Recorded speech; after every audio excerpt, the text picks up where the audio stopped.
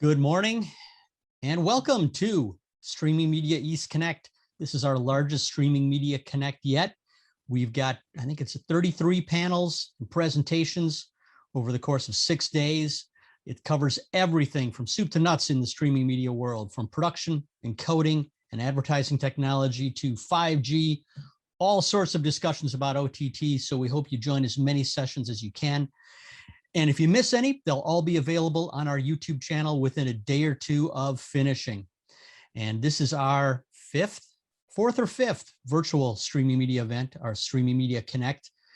And we're hoping to be in person again at Streaming Media West in November. So hopefully we'll see you in Huntington Beach first week of November. The streamingmedia.com/West website should be live now if you want information about how to go back out in the world, hang out with people, learn about this stuff face to face. We can't wait. Before we jump into this session, I'd like to thank our diamond sponsor for all of our Streaming Media Connect sessions, and that is Siglin. And we have a brief video to play from Siglin right now. When the director calls action. And action. When the game is on. Pick it up, it's good. Or it's time to save the universe again. Media Shuttle is there. Trusted by more than 25,000 media companies, Media Shuttle delivers, making it easy and secure to send any size file anywhere fast. The journey begins with Media Shuttle portals, customized and branded for any project and designed to be so easy, your end users will love it. All while giving operations teams complete control through a simple yet powerful admin interface. Add users, set permissions, customize file delivery specs, and report on all activity. Blast off with proprietary acceleration technology. Media Shuttle moves your content anywhere in the internet-connected world at hyper speeds. Along the way, your files are protected. Our commitment to enterprise-grade security has made Media Shuttle a preferred tool with Hollywood studios, major sports leagues, broadcasters, and more. With Media Shuttle, your files are never handed over to Siglin. File movement is orchestrated between the end user's workstation and your storage, whether on-prem or in the cloud. Your IT team simply provisions your storage, connecting it to the Media Shuttle cloud service, and Siglin handles the rest. Get started on your Media Shuttle journey today, a journey without limits.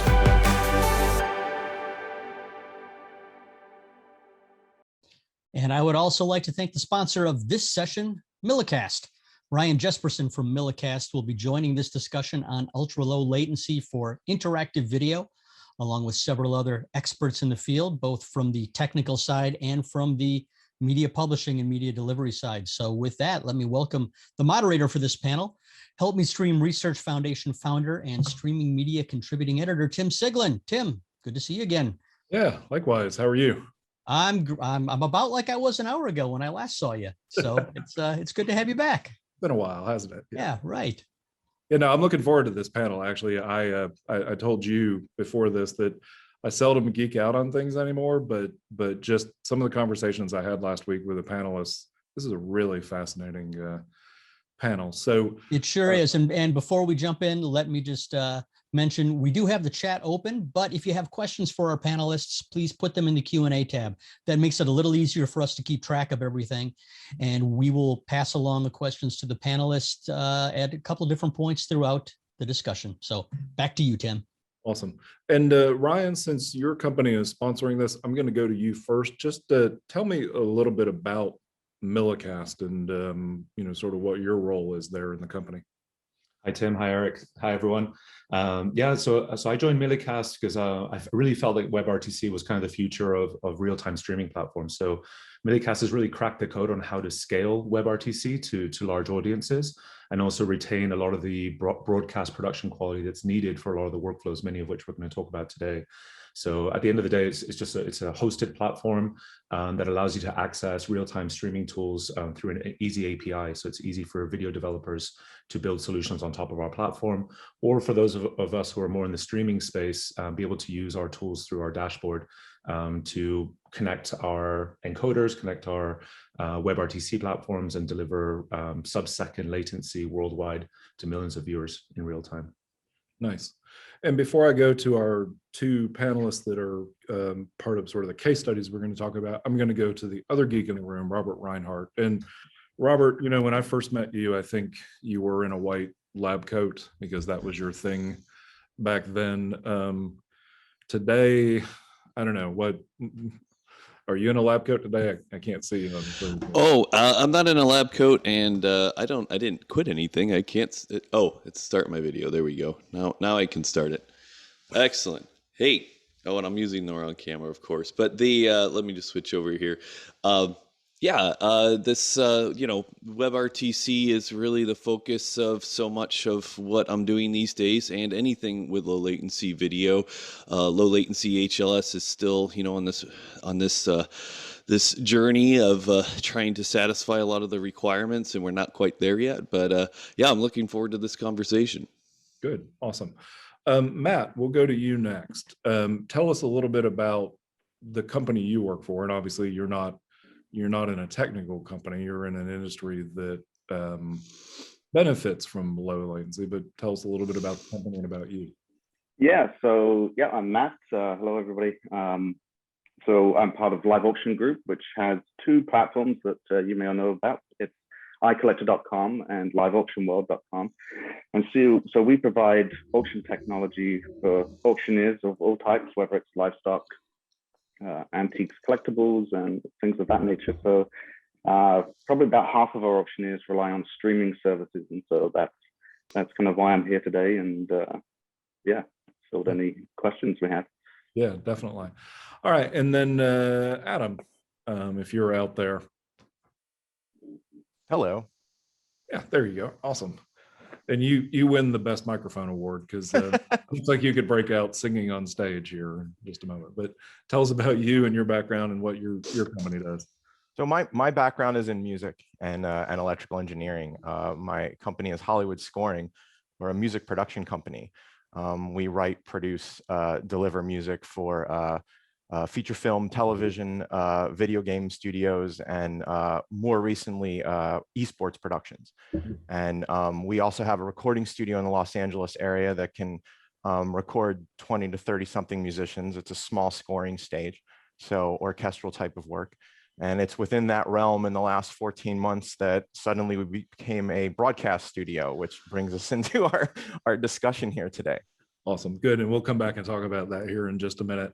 Let me come back to Ryan and Robert, sort of from a technical standpoint. Robert, you of course spent a lot of time in Flash, and one of the things with Flash Media Server, which became Adobe Media Server, was the idea of being able to move content at relatively low latencies if the need arose. What differences do you see between what we did in Flash versus what we're doing in WebRTC today?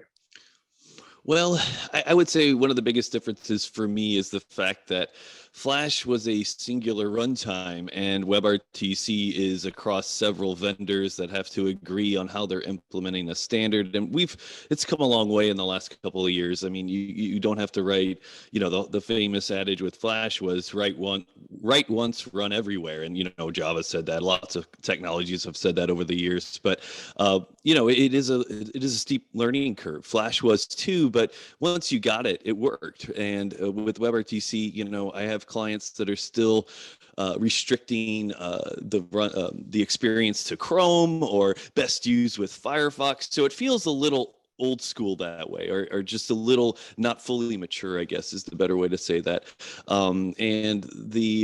So that's probably the biggest difference, that you can't just rely on a single approach to WebRTC. And WebRTC is really just a specification to describe how you can do things in a very generic way. Ryan will talk about this too, but it's codec agnostic. It's you could do a lot of things with WebRTC that are fairly customized, and it's not as easy to jump from one WebRTC vendor to the other, right? If I had a Flash Media Server implementation, I could go to any vendor that was running Flash Media Server and move my application to it. Not exactly the same with WebRTC. So I actually, as much as people complain that Flash was expensive, I think WebRTC development is much more. And I think we'll talk a little bit about the economics of it here in a bit.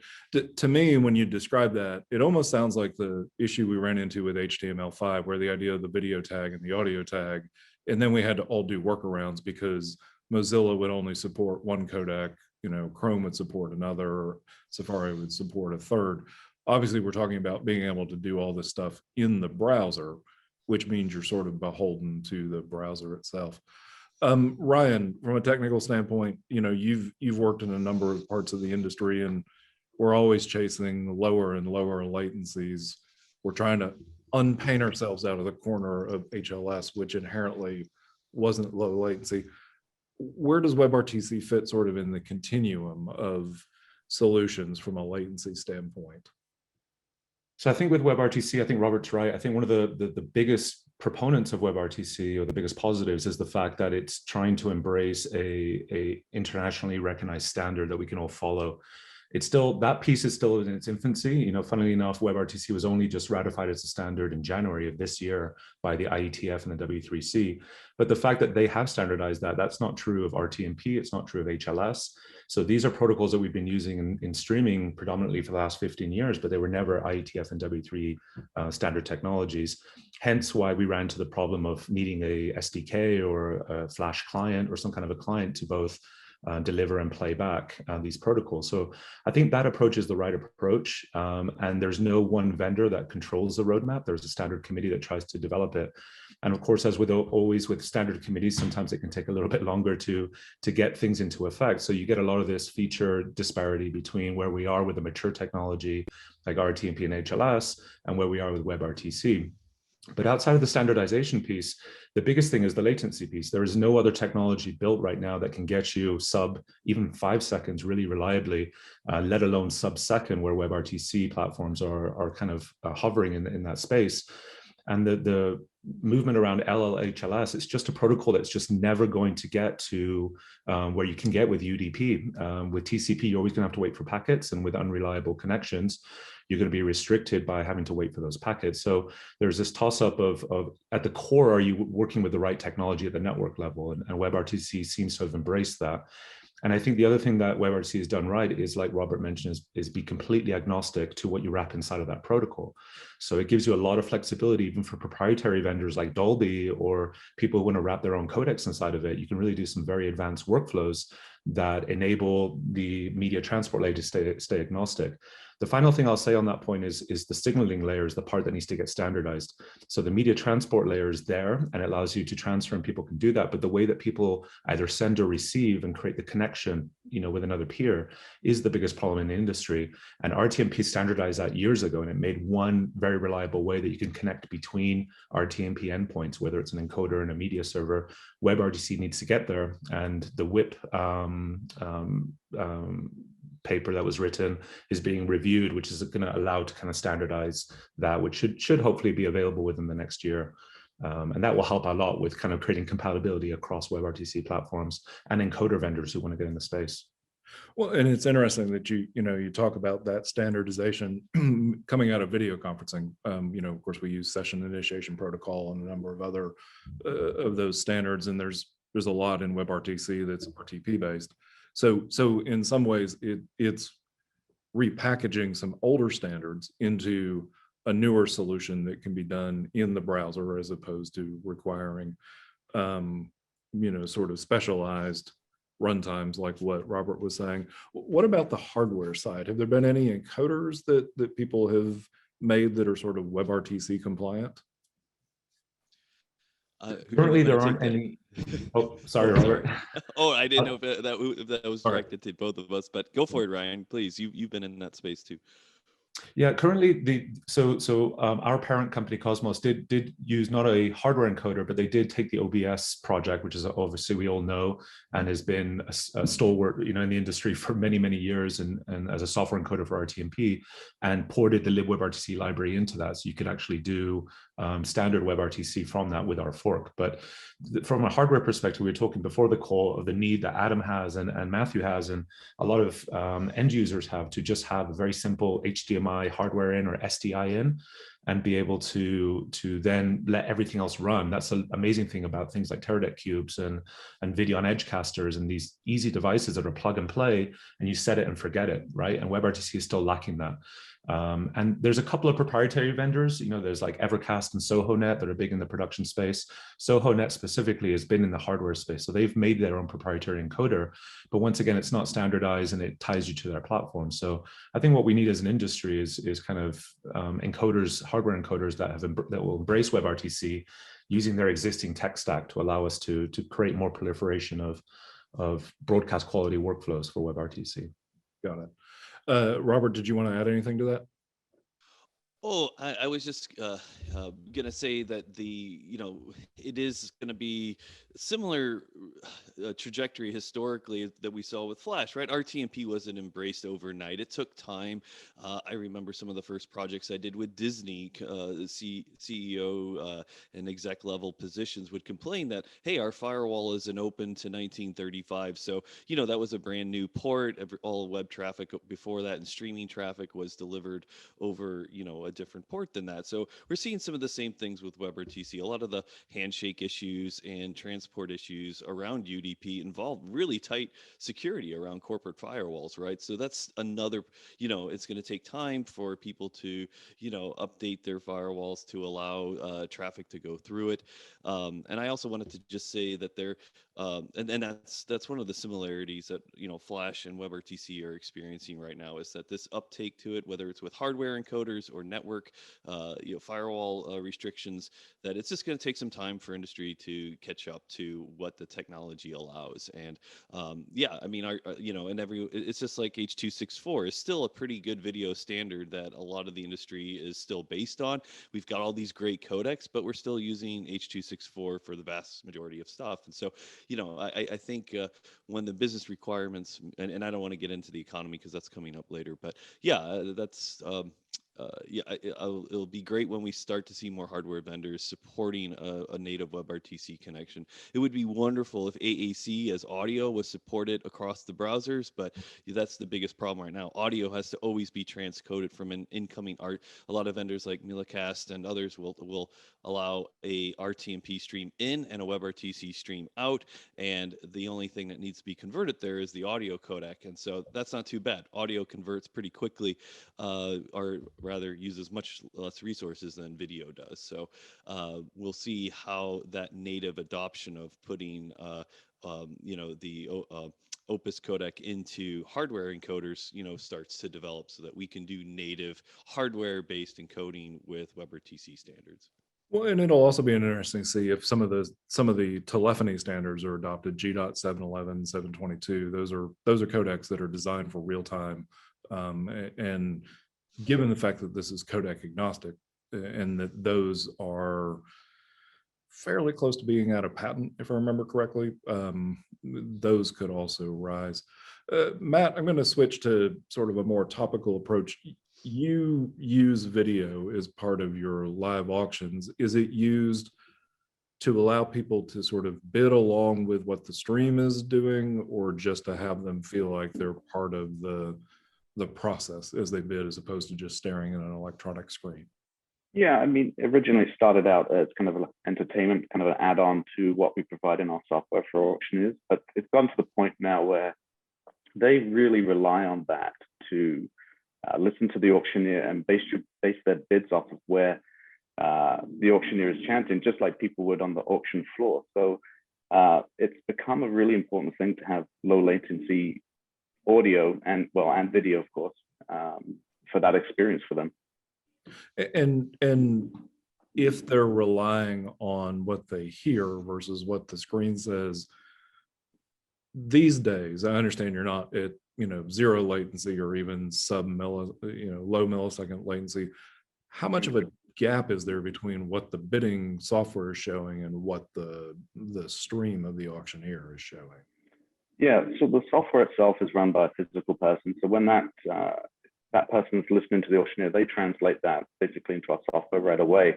So there's basically no delay, or little to no delay. Whereas with the streaming prior to the services we have now, we're looking at a 2 or so second delay, which just, it's got to the point where people expect more.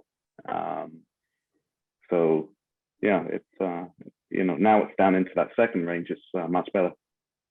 And so with that, in the old days, with that 2-second delay, were you finding people complaining that they bid when the auctioneer said something and yet the bidding had already moved on to the next level? Yeah, people would complain about that. Of course, we have to explain that, streaming there is a delay, but that was always a kind of a support question that would come up, and people, would complain about it, and auctioneers would complain to us about it. So, it's been a big deal over the years. And how many of your bidders are sitting on a desktop or a laptop versus sitting on a mobile device when they bid? Because that may add an additional level of problem. Yeah, definitely. So, in the past, you're looking at maybe 20% of people were on mobile devices, maybe 3 or 4 years ago, whereas now it's up to that 50% range. So a lot of people are on mobile devices, and they expect the same kind of delivery, the same kind of service and experience across the board, whether it's desktop or iPhone or whatever it is. And what solution are you using now? You mentioned a past solution. What's the current solution that you're using? Yeah, so we're now with the Nano Cosmos Cloud service, and it's just a kind of all-in-one complete service for us, and it's great. And we have our auctioneers using OBS, and we're looking forward to trying out their webcaster as well. So yeah. Okay, interesting. Out really well. On the mobile side, let's see, Nano has what, the H5 Live player? H5 Live. Yeah, that's right. So it's just kind of one integration. We don't have to worry about, whether it's desktop or mobile. It's just one player that works for all. And for you all, I mean, streaming, have you found yourselves having to become sort of broadcast engineers like Adam is joking about, or is it one of those things that you have to have it now because people expect it, but you really would rather just get back to the business of doing auctions? You know what, it's become an integral part of what we do, really. The streaming is, for a lot of our auctioneers, it's critical. And we have a lot of auctions, obviously in the last year or so that, it's become part of their event because there is no floor. So, we've become kind of the critical kind of point to that. So yeah, it's, video is just becoming more and more valuable to our business, the entire business. Yeah. Yeah, interesting. Eric, before I go on to talk to Adam about his use case, do we have any questions from the audience at this point? We do, and for just a moment, I'm going to stick with audio only, and it's fitting because these are all audio questions. Okay. Bruce Ross is asking, it mentioned quality of audio is more important than video, graphics, etc. How important is audio quality to the products described in this session? And he, elaborates audio quality means everything from consistent levels between and among speakers, EQ for intelligibility, bandwidth for music applications, lip sync. Can you talk about audio? Sure. Let me say that, having come out of a motion picture background, and being on the audio side of the house with a lot of that stuff, I always thought audio was much more important, editing audio. But honestly, what you find is if you're watching an OTT stream, say on Netflix or something, if the audio was consistent and the video broke up, you still feel like you're engaged in it and you're just frustrated at the way the video looks like, where if the audio breaks down, you get highly frustrated. I tell you one thing that just frustrates me before I go to the panelists, YouTube still to this day, if the girls want to watch a video on YouTube and I play it for them and it does, interstitial ads, the volume levels are not controlled whatsoever. And we can go from having to turn up the home theater amp to having to rapidly run and turn it down just because the commercial levels are different. So that level certainly is a problem to me. From a technical standpoint, Robert, you mentioned, and Ryan, I'll open this to you as well. You mentioned the audio part of it. Besides the codec, how do we deal with audio being consistent even if the video is inconsistent? Because in the video conferencing days, we always made sure that the audio took first priority over the video. And I don't know how it is in the WebRTC days, but I'd like some feedback on that. Yeah, Brian, go ahead and start. Yeah, so this is one of the major things why native WebRTC is so important is the minute, our platform and almost every WebRTC platform out there, other vendors, they accept RTMP as an ingest. But anytime you have to re-encode any part of the media, you're gonna destroy the media, right? And you're gonna hurt what someone was trying to do. Someone like Adam who's trying to wrap all the audio magic that he's doing in his production workflow, and then you have to re-encode that, from AAC to Opus to deliver native WebRTC. It's a terrible workflow, and that's one of the big reasons is the audio piece. Is we can just use H.264 and rewrap that and just transmux it without transcoding it, but the audio has to be transcoded because Opus is what's used as for the WebRTC standard. Now, there are things with Opus. You can do multi-Opus. You can wrap, like we talked about, outside of the browser. You can wrap proprietary codecs. We're working very closely with Dolby as an example. So Dolby's .io's SDKs, they're embracing WebRTC, right, as a way that you can use their SDK client side to deliver and encode and decode, but through the middle, they're using WebRTC as well for delivery and distribution. So obviously, if someone like Dolby is embracing this, it's because it allows them to not have to destroy any of the quality through their workflows. I think Adam's probably going to be the best feedback. Yeah. In fact, Robert, if you don't, I'm going to skip you because it's a beautiful segue into Adam. So Adam, tell us what has happened for you during COVID to keep the business flowing, because obviously Hollywood is a really big business, and B, to deal with things like audio quality as you move content back and forth or do remote monitoring. Certainly. So, with COVID, as everyone scrambled to figure out how do we continue to operate in some form, for our recording studio, we decided that if we were going to have musicians present, we didn't want to have any clients present. The clients that would be at the studio listening in the control room now all needed to stay at home, and we wanted to present to them as best as possible the best listening and communication experience as if they were in the control room. So we started doing a lot of experimenting, looking at off-the-shelf solutions.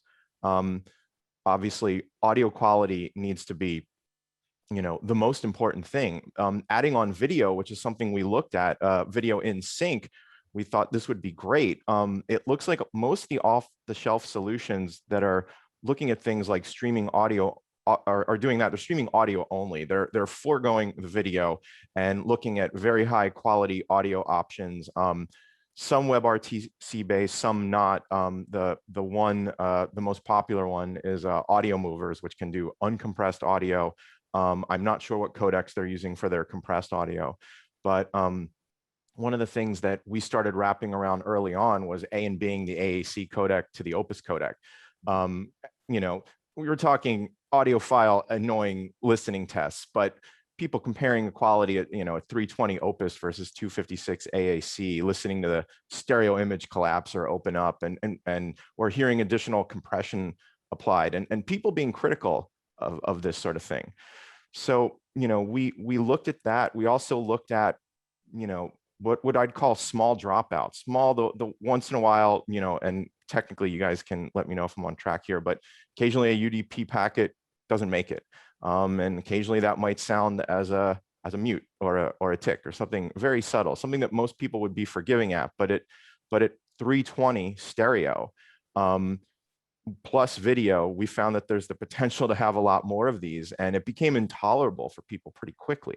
What seemed like something that could be cool, was unacceptable. So we started doing more research and pivoting back to a dual solution where we're focusing on an audio only stream that is high quality, super fast with minimal dropouts, as few as possible, and then a secondary video solution that was not in sync, so not attached to the same stream, that became a sort of a confidence video monitor as opposed to a real-time in sync audio plus video stream. Interesting. So for you, the video is kind of like with the auction that Adam's describing. It's supplementary. It's not the integral part of the entire solution. That's correct. Now, in certain situations where there are certain situations where people are doing remote ADR, or if you wanted to push picture in sync to music, where you'd love to have it in sync, this would be nice. But again, at the end of the day, depending upon what you're working with and who's watching, if you have a composer listening, the audio is going to be most important. If the producer's watching remotely, well, they're going to want to see the picture attached to the audio. So it tends to be on a case-by-case basis. We mentioned Evercast earlier. I know Evercast is really popular with the major studios. And from a cost perspective, that's a little easier for them to inhale than, say, like a smaller studio, a smaller facility, which is what we were trying to find, the happy medium between, here's some confident video monitoring and here's a high quality audio stream. Okay, good. So I guess, Matthew, I'm going to come back to you real quick. So from an auction standpoint, I know you said the video part started as media and entertainment, and it's become more integral. What are some of the big challenges that people have in getting video, up onto the system or the solution, especially if they're dealing with environments where it's not a traditional auction house floor? Do you have any sort of examples of that, where somebody has problems with sort of trying to get the video and they end up maybe just falling back to an audio solution? Yeah, I mean, that happens quite regularly, actually. They just don't have, a lot of these auctions can be out in very rural environments, where internet connection is not what it needs to be. And so quite oftentimes they'll go, they'll think they'll be, able to do a like 720p stream, and they find out they can't even do anything close to that. So they end up going down to an audio only solution where they can just hear the auctioneer. Now, oftentimes that's not even an option as well. So there are difficulties, when it comes to network connectivity, and there's not much we can do on our end for that. But yeah, it's a tricky one. Yeah. I live in one of those rural areas, and the reason that I'm actually doing this today from the university is I wanted to make sure I had consistent connectivity. So I feel the pain on that. I think, Tim, real quick here, I think this brings up a very important subject, I think, revolving around WebRTC, is exactly what Matthew is talking about. I think a lot of people are talking about AV1, right, and the next generation of codecs that are making it into different protocols. I think the people talk about AV1 from a quality perspective and quality versus size, and they focus very much on that. But really, our view at Millicast is, with AV1 SVC, and SVC is scalable video coding, it's the ability to encode once and have multiple versions available within one encode. It's almost like client-side ABR, where instead of adaptive bitrate that's being enabled by a media server, where you send one high quality, the media server creates the the mezzanine file to send through HLS, and then the client side decides. It's almost like a reverse of that, where at the source, when you encode AV1, all the alternate versions of the ABR are available client-side depending on someone's connection speed, right? And H.265 also has that enabled, and you can enable that in those workflows. The most compelling piece of that is in Matthew's scenario, where a lot of his customers are in rural areas or in second, third world countries where connectivity is not as good, or even those of us that, like Robert, where he lives out in the boons in Canada. Sometimes you have these different scenarios, and AV1 SVC improves those workflows when it comes to reliability of streams. I think that's a big thing that doesn't get talked about enough in the streaming industry, is people focus on the high-end quality and comparing that to H.265, when in fact the SVC layer of it is the most compelling piece. And AV1 SVC was just enabled by Chrome in the last release of M90. So I think within the next year, you're going to see a lot of proliferation of using AV1 SVC as more mobile devices, more browsers embrace that capability, and more WebRTC platforms enable the workflows. It's so funny because this is the same conversation we had around Microsoft's multi-bit rate back in the day. We went away from that. We went to a single mezzanine, as you say, sort of pushing it to the trans rating cloud to send out those individual pieces.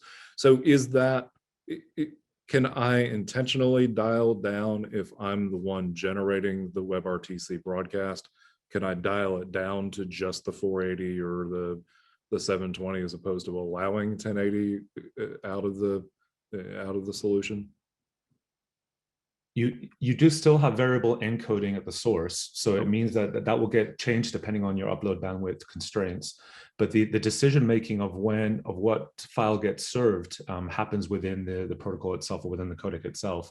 Okay. So the efficiencies are already built within that kind of newer workflow. Interesting. Okay, Robert, you were going Yeah. to add something? I just wanted to, acknowledge that it does have some less boony areas than others. But I just thought that was a funny comment. We all live in igloos too. I need to mention that. That's just a Well, joke. watch it, because Matt's also in Vancouver, so just be careful. I know. Well, I know he's right. He's right across the water for me. I'm over on Salt Spring Island there, and he's in Vancouver, right?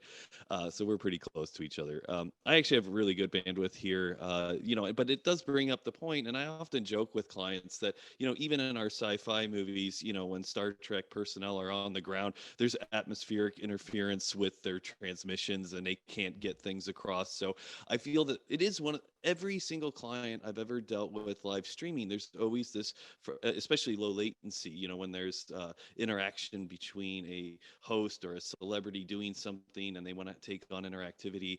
I've had to deal with situations where they're like, well, that person has to be in their basement on Wi-Fi. And it's just like, well, I can't do much about that, right? That's a use case where you're creating constraints that are imposing unrealistic expectations on the deliverable. And so, and that's always going to be a problem. I mean, I was going to bring up, one of the low-level facets of WebRTC is NAC, or negative acknowledgement. So again, this is something that it's up to the implementation of the vendors involved on how they deal with the loss of a packet, right? And I remember working early on a couple of years ago with one of the vendors that has a stream media tech, and they didn't have NAC implemented on the subscriber side. They had it implemented on the publisher side, but not the subscriber. So publishers could resubmit packets if there was a decision that enough were lost that we're going to resubmit them. So UDP doesn't always mean that you're going to, it's fire and forget.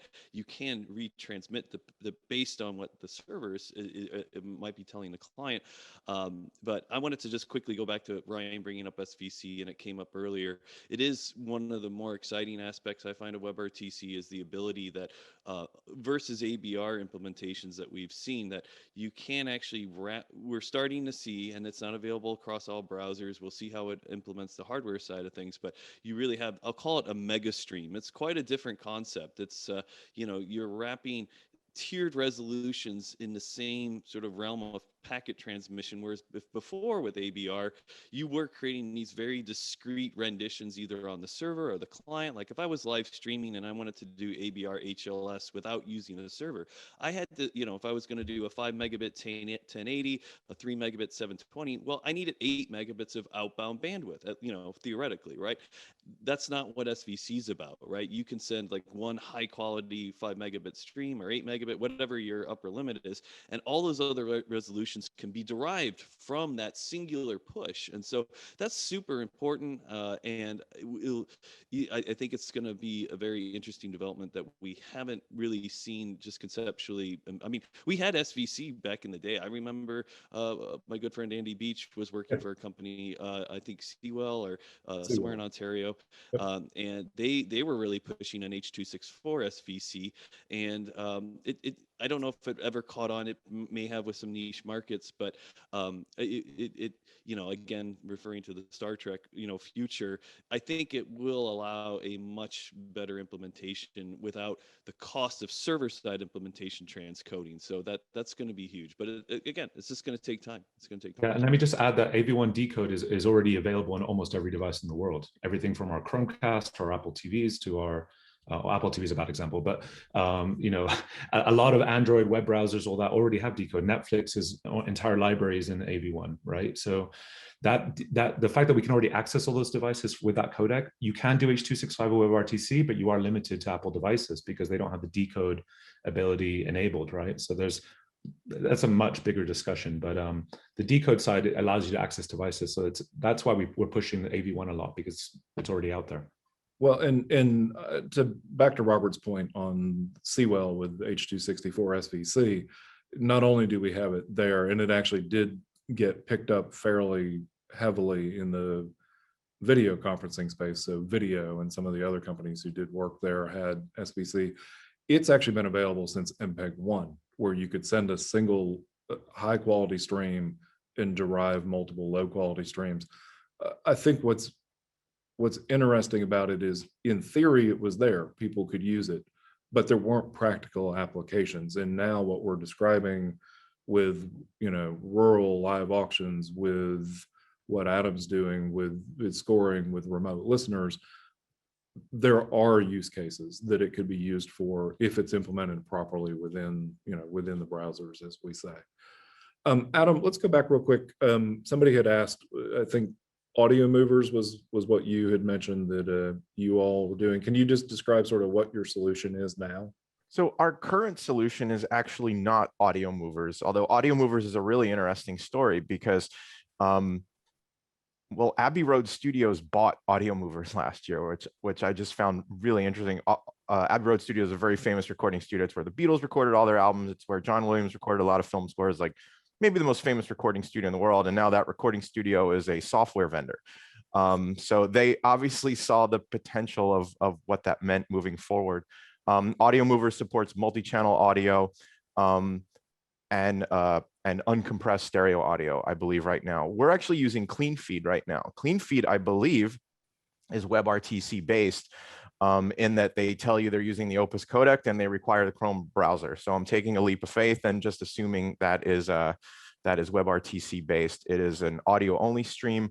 And we just did a session a couple days ago with a few clients that one was in the UK, one was in LA. For 3 hours, and I asked them at the end of the session, how was your stream? Did you hear any breakups? Did you hear any dropouts? And I think they reported 1 or 2 across 3 hours, which is totally acceptable. And you're doing it across public internet as well, right? All public internet, right? Exactly. Yeah. So, and then for communication, which we push a video connection out of our studio through broadcasting software, we're using Google Meet. Google Meet is it works. Google Meet works, and just for people being able to talk to the studio, give their notes, and see some video from us, obviously disconnected. They're both pretty fast. I mean, if you're looking at lip flap, it's close because they're both super fast WebRTC. It's certainly not in perfect sync, but for our purposes right now, it's good enough. And that's kind of what our solution right now is, a combination of CleanFeed and Google Meet. Okay, got it. And I know we've talked about some others like Jacktrip and those kinds of solutions. So there are a lot of, it seems like what COVID did is really sort of pushed us to figure out which of those works well and what works for our particular use case. How important, you mentioned that video latency is not super important for you because you're short of doing picture lock, you're not really worried about it. But how critical is audio latency between multiple locations? You mentioned the UK and LA. I mean, is the expectation that because it's audio only and there's no real feedback, audio feedback into it, that as long as they get the quality, the latency is not important, or do you have to have that low latency? I think like what Matthew experienced, it's like, 2 to 3 seconds was good enough until it wasn't anymore. And all of a sudden, it's like, hey, this could be faster. We're used to having conferences over Zoom and Google Meet. Our expectations have now shifted, and we want things near immediately. For communication between the studio, from our experiments, we found 2 seconds seemed acceptable. As that crept open and, suddenly someone's talking over someone because they don't know they need to wait, now you're eating into the flow of the communication and the session. So, it's a really interesting thing. I'm sure we all experience it. What was okay is now less okay. And so we are now in the world where this sort of 1 second is kind of what people are used to, accustomed to, and expecting. And do you think, looking 18 months down the line, do you think you'll get to the point where you'll be doing remote collaboration between musicians, or will it still be just the model of remote monitoring that you're doing right now? It's interesting you asked that, because it's something I've been, looking into for the last few years pre-COVID. At what point can we have a real-time recording session with artists, in one location, artists in another location, and work as if they're in the same studio in 2 different ISO booths. Like, what will it take to get there? I know there's a lot of want for that, especially in the musician world. People would love to be able to do that. I think the biggest issue is the public internet and all the switches and wiring in between. I've seen experiments where people are sort of in a certain vicinity, maybe a certain couple 100-mile radius, and they've had good success. But it's just that round trip latency.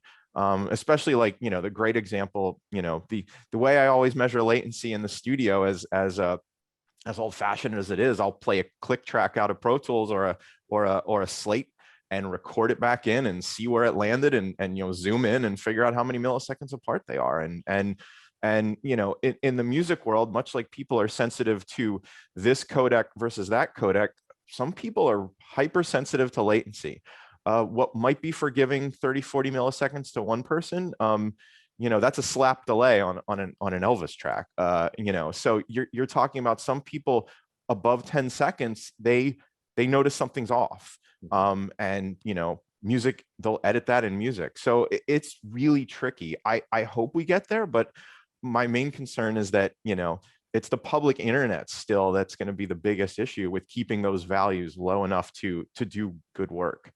And it almost seems the transitionary period will be ISO recordings at each musician's location of their track that can then be, time synced to each other, sent back to do the later mix down, because we don't know whether, if we can't get the video consistent, we can't get the recording consistent if we're trying to record. And that's become a huge new workflow for people pre-COVID, and certainly COVID sort of blew that up, where you send someone, here's a stereo rough mix, here's a click track, put it in Pro Tools or Logic or whatever you like, record, send me your stuff back. Yeah. And I know that's true for voiceover recording as well. I could get into real-time voiceover recording. That's a whole separate ball of wax with SIP and all that stuff. And but yeah, there is a want for this kind of work, whether in real time or certainly what they're doing now, which is email me your files, I'll send you some files back. And that's great for our audience to hear from a technical standpoint, because if they know there is a need, they will look to figure out ways to make solutions.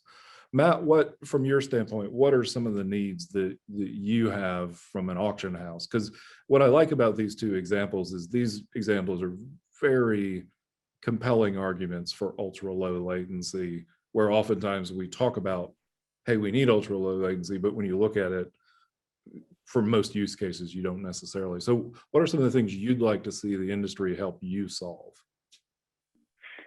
Yeah, well, I mean, again, I'll go back to some of the rural, the topic of that, where,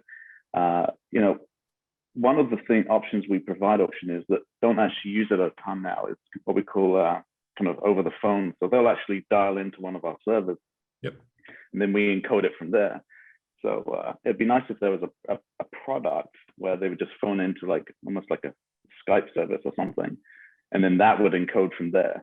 I've been looking for something like that for many, many years to kind of replace our kind of servers as a backup for auctioneers that are looking for that product. So we still have 2 or 3 auctioneers that need that kind of a product out there, and I think that will be something that's still needed in the future too. Yeah, I mean, this would be just to make sure that I'm clear. They're calling in on a phone and it's converting it over to a packetized version of something that streams out to the bidders to hear, right? That's right. So they'll dial in, they'll call an 800 number that we have, and then from there, that goes to one of our local computer, basically, that then basically encodes and sends off to, yeah. Okay, good, interesting. Yeah. Sorry, I didn't mean to interrupt you. You were going to say something else.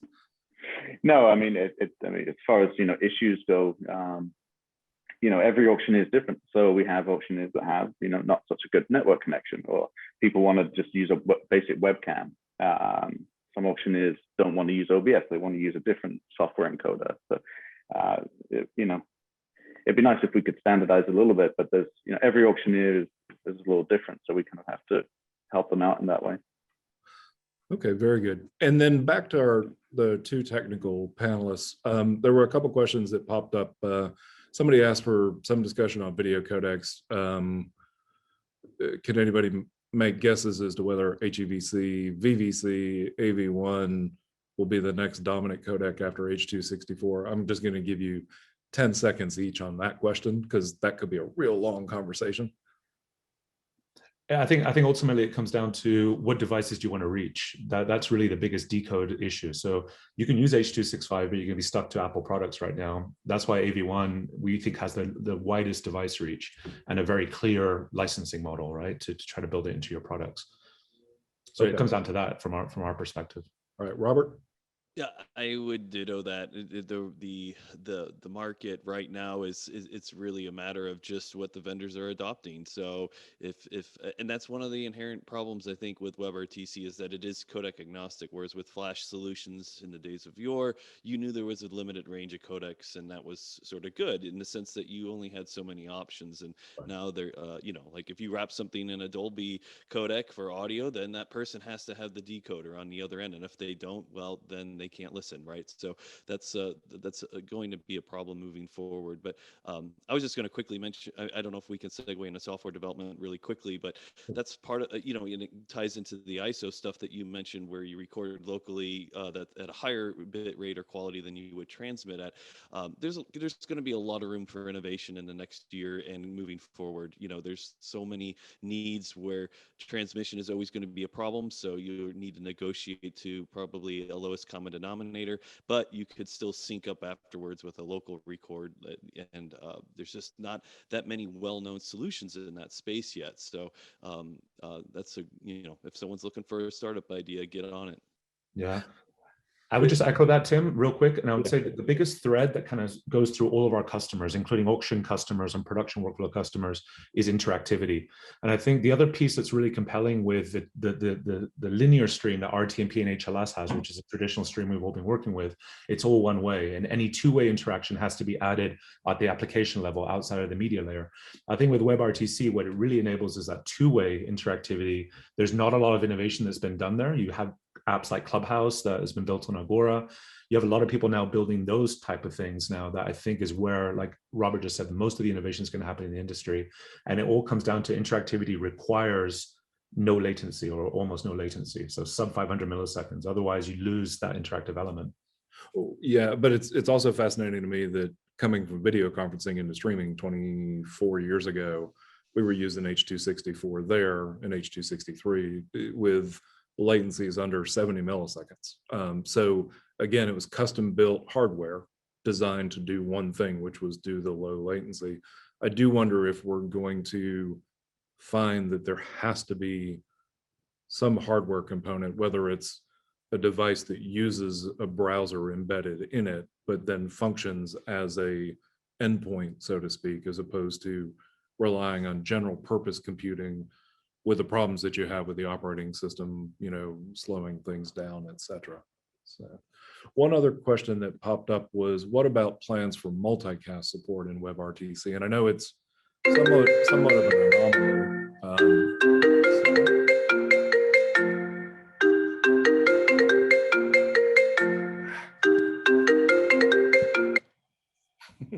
Sorry, guys. I know it's somewhat of an anomaly to talk about. Yeah, is that Don Robinson calling you, by the way? To mention multicast? Tom is calling to heckle during this. So what about multicast in a WebRTC environment? Are there plans to support that?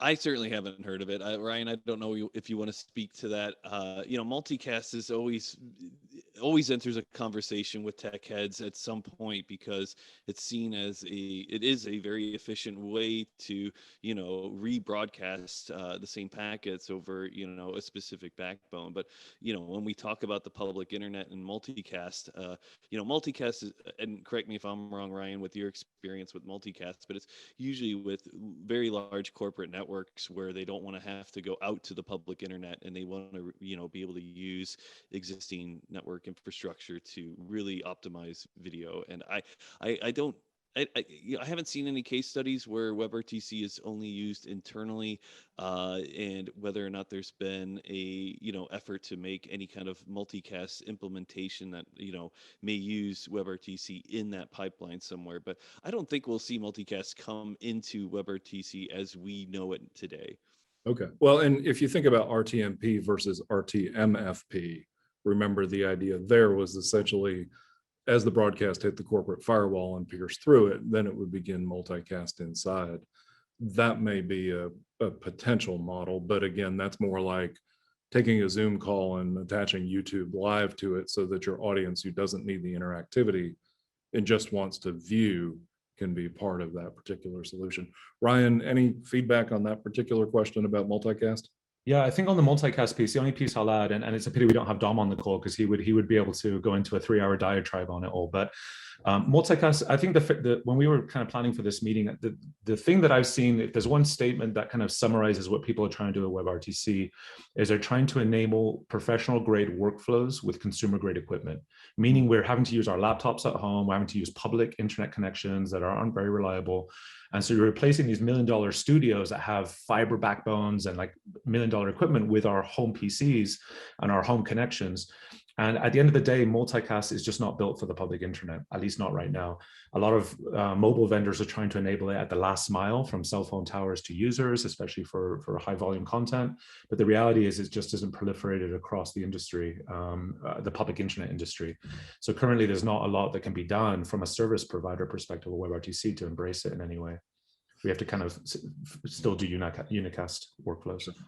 So one just really quick comment here, Robert, you mentioned the economics. And one of the things that I'm going to say here is people who have used Flash in the past will get a bit of a sticker shock if they have a high number of participants on an event. I think that's sort of to be expected because in reality, if you go back to the early days of the way that we did, stateful versus stateless, ultimately we're coming back to that model.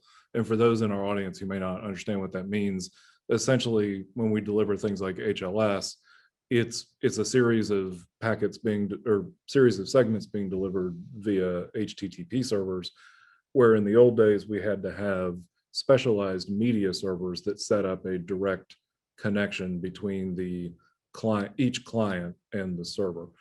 Because of that, it tends to push the cost up. And what we're seeing, at least in the early days of WebRTC, is some sticker shock in that. Now, will that balance out as WebRTC becomes more adopted? Yes, possibly.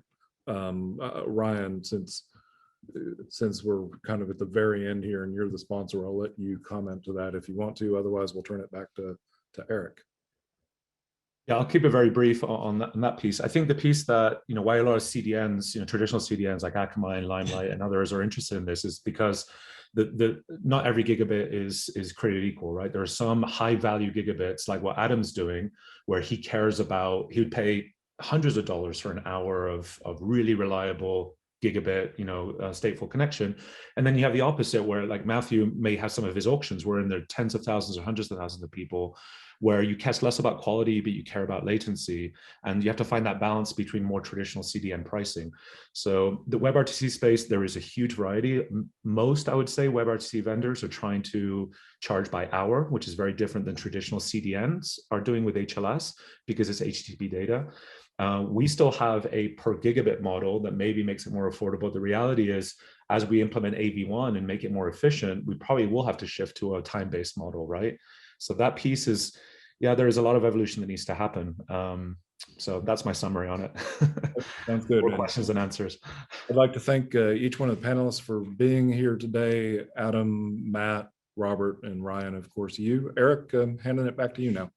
Thank you so much, everyone. That was a terrific balance of deep technical knowledge and why it matters knowledge. So excellent job, everyone. We will be back in a half an hour with our next panel, which is called 5G Game Changer or meh.